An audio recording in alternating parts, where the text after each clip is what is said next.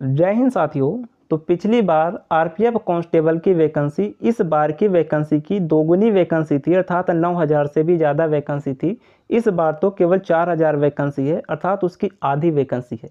और पिछली बार आपको पता होगा कि किसी किसी जोन का कट ऑफ 100 आउट ऑफ 100% गया था, अर्थात 120 में से 120 कट ऑफ गया था। क्योंकि पिछली बार जो वैकेंसी थी वो जोन वाइज डिवाइड थी, तो किसी किसी जोन का कट ऑफ बहुत ही हाई गया था और किसी जोन का कट ऑफ लो गया था। किंतु इस बार थोड़ा सा एवरेज कम होगा, अर्थात जिनका कम गया था उनका बढ़ जाएगा और जिनका ज़्यादा गया था उनका कम होकर एक एवरेज पर कट ऑफ रह सकता है। क्योंकि इस बार जो कट ऑफ लगेगा वो ऑल इंडिया लगेगा, किसी जोन वाइज कट ऑफ नहीं लगेगा।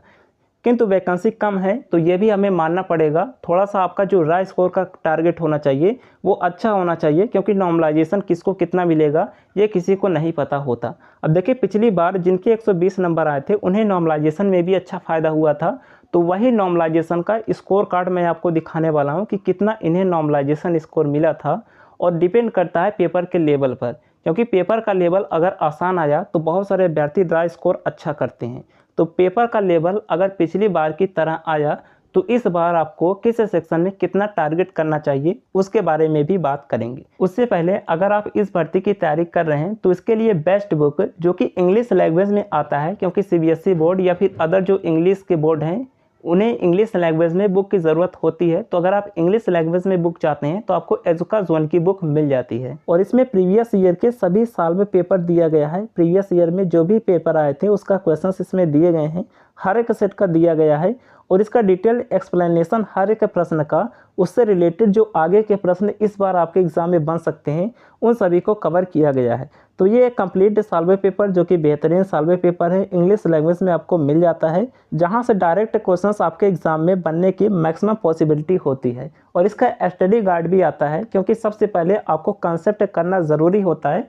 तो आप इसका स्टडी गाइड भी इंग्लिश लैंग्वेज में ले सकते हैं। आप सबसे पहले अपना कंसेप्ट कीजिए, उसके बाद इस सॉल्व पेपर के जरिए आप प्रैक्टिस कीजिए, जहां से डायरेक्ट क्वेश्चंस आपको देखने को मिल सकते हैं। तो study guide plus practice set के जरिए आप अपने सिलेक्शन को निश्चित कर सकते हैं। और ये बहुत ही मिनिमम प्राइस में मिल जाता है, बहुत ही छोटी बुक है, पतली सी बुक है, किंतु कंप्लीट कंपाइलेशन इसमें दिया गया है जिसके जरिए आप अपने सिलेक्शन को निश्चित कर सकते हैं। तो बाय करने का लिंक आपको वीडियो के डिस्क्रिप्शन बॉक्स में मिल जाएगा, उस पर क्लिक करके आप इसे ऑनलाइन अपने घर पर मंगा सकते हैं। तो यहाँ पर देखें फ्रेंड्स, यहाँ पर पिछली बार इन कैंडिडेट के जो स्कोर थे वो 120 में से 120 स्कोर थे, अर्थात इनका चयन हुआ था। और इनके रॉ स्कोर जो थे वो देख सकते हैं 160 थे, अर्थात रॉ स्कोर भी कुछ कम नहीं थे। 13 नंबर का इन्हें नॉर्मलाइजेशन मिला था। तो पिछली बार 13, 15, 20 तक भी नॉर्मलाइजेशन पिछली बार हुआ था। तो इस अकॉर्डिंग पिछली बार कितना भी कम अगर आप करेंगे तो 100 प्लस रॉ स्कोर वालों का ही सिलेक्शन हुआ होगा। उनका कितना भी कम स्कोर रहा होगा तो 100 प्लस उनके रॉ स्कोर जरूर रहे होंगे, क्योंकि मैक्सिमम नॉर्मलाइजेशन 20 तक ही मिला था। तो देखिए, इस बार भी आप इतना टारगेट कर सकते हैं अगर पिछली बार की तरह पेपर आया। तो यहाँ पर देखिए, जो आपका एक टारगेट स्कोर होना चाहिए, अगर पिछली बार की तरह पेपर आया तो मैथ में पिछली बार इतना लोगों ने किया था, जिनका चयन हुआ था उनके इसी तरीके से रॉ स्कोर नंबर थे।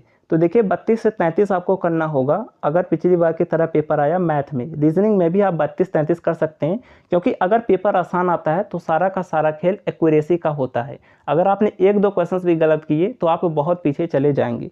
तो आपको जीएस में भी 35 प्लस का ही टारगेट रखना है। तो अगर आप इतना टारगेट रखते हैं तब जाकर आप 100 प्लस का टारगेट कंप्लीट कर पाएंगे। तो आपको 100 प्लस का टारगेट रखना होगा अगर पिछली बार की तरह पेपर आया। भले ही ऑल इंडिया इस बार वैकेंसी की गई है, किंतु इस बार वैकेंसी आधी है। तो इसलिए 100 प्लस अगर पिछली बार की तरह पेपर आया तो उतना टारगेट होना चाहिए। अगर पेपर थोड़ा सा टफ आया फिर तो ऑलरेडी डाउन चला जाएगा। तो ये डिपेंड करता है कि पेपर कैसे आया। और देखिए, पेपर आसान आएगा, क्योंकि कितना भी कंपटीशन बढ़ जाए 10th लेवल की वैकेंसी है तो पेपर 10th लेवल का ही आएगा, ये पेपर का लेवल नहीं बढ़ाएंगे। तो आप ये कोशिश कीजिएगा, मॉक टेस्ट में भी इतना आप टारगेट करने की कोशिश कीजिएगा। बाकी कोई डाउट है कमेंट कर दीजिएगा। हमने आपको दिखा दिया पिछली बार कितना नॉर्मलाइजेशन मिला था, ये ऑफिशियल इनके स्कोर कार्ड थे। तो यहाँ पर देख सकते हैं 107 इनके रॉ स्कोर थे, जो कि अच्छे खासे रॉ स्कोर थे। अगर इन्होंने मैथ में पूरे किए होंगे, रीजनिंग भी पूरे किए होंगे, इन्होंने जीएस में 37 प्लस का स्कोर किया होगा, तब जाकर इनका 107 का रॉ स्कोर हुआ होगा। चलिए, आगे के जो कुछ भी अपडेट आएंगे इन्फॉर्म करेंगे। मिलते हैं नेक्स्ट वीडियो में, तब तक लिए जय हिंद।